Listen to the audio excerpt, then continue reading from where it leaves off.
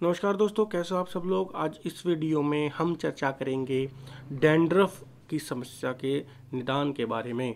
तो डैंड्रफ को आयुर्वेद में दारुणक रोग बोला जाता है और यह बेसिकली वात जो हमारे शरीर में होता है वह कफ और पित्त को हमारे सिर की ओर ले जाकर और बिल्कुल वहाँ पे तीनों दोष भड़क जाते हैं और शरीर की जो त्वचा होती है हमारे सिर के ऊपर वाली उसमें उसको पूरी रुक्ष बना देता है, वहाँ पे पपड़ी बना देता है और आगे चलकर यह रोग जो होता है वह दरारें भी डाल देता है। जैसे एडी में दरारें पड़ जाती हैं और होंठ सूख जाते हैं, होंठ भी फट जाते हैं, तो ऊपर की स्किन है ना फटने लग जाती है।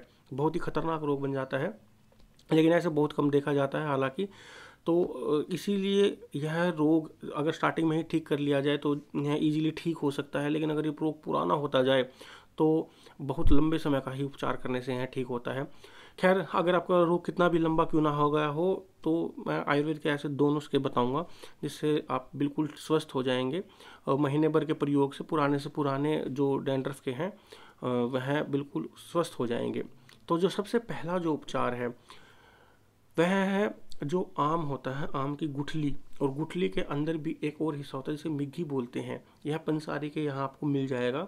वो कहावत सुनी होगी आपने, आम तो आम गुठलियों के भी दाम, वो बिल्कुल यहाँ पे फिट बैठती है। तो वह पंसारी के आपको मिल जाएगी, लगभग 50 रुपये की आपको 100 ग्राम के करीब आती है वह। तो 100 ग्राम के करीब आप ले, और उसके अलावा 100 ग्राम ही आपको हरड़ लेके आनी है। हरड़ जो हम त्रिफला में यूज़ करते हैं जिसे बड़ी हरड़ कहते हैं, वह भी आपको ले आनी है। हरड़ में से जो उसके छिलके होते हैं उसमें से गुठली अगर आपको इजीली दिख जाए तो उसको अलग कर लीजिए, वरना अगर आप जब इसको पीसेंगे, इसका चूर्ण बनाना है दोनों को, तो वह अलग से गुठलियाँ दिख जाएंगी, वह इतनी आसानी से पिसती नहीं है, तो उनको अलग कर दीजिएगा।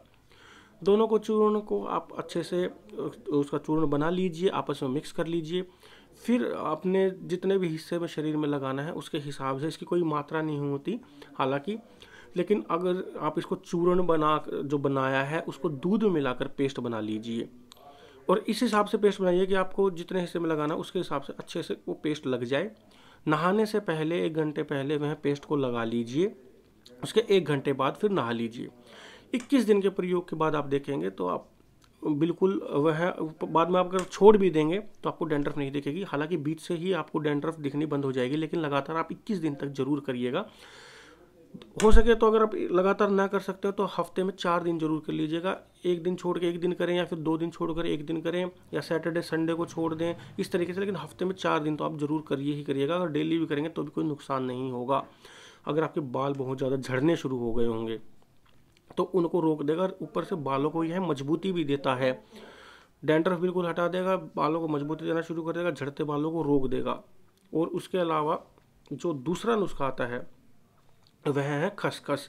खसखस भी आपको पंसारी की दुकान से मिल जाएगी। खसखस का भी आपको ऐसे ही चूर्ण बनाना हो और ऐसे ही दूध के साथ पेस्ट बनाकर जिस हिस्से में डैंड्रफ हो रखा हो, या पूरे सिर में ही क्यों ना हो रखा, तो पूरे सिर में आप आराम से लगा लीजिए ऐसे करके, और आधा 1 घंटा आराम से बैठ जाएं। और अगर आप सर्दियों का दिन है तो आप इसको लगाने के बाद धूप में बैठ जाएं, फिर उसके बाद नहा लें। तो यह भी लगभग 21 दिन आप 3 हफ्ते या 4 हफ्ते यूज़ करेंगे तो डैंड्रफ की समस्या बिल्कुल ख़त्म हो जाएगी।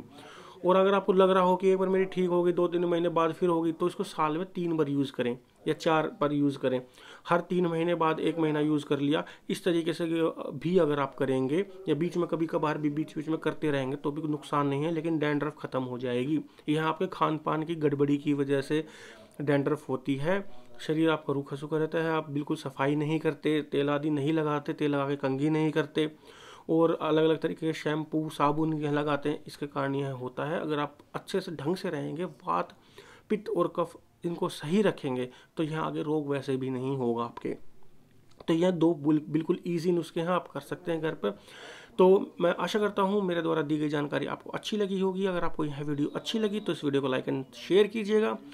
अगर अभी तक आपने हमारे YouTube चैनल को सब्सक्राइब नहीं करा है तो अभी लाल बटन दबाकर सब्सक्राइब करें। कोई चीज़ समझ में नहीं तो अभी कमेंट करके हमसे पूछ सकते हैं। वीडियो देखने के लिए धन्यवाद। Thank you.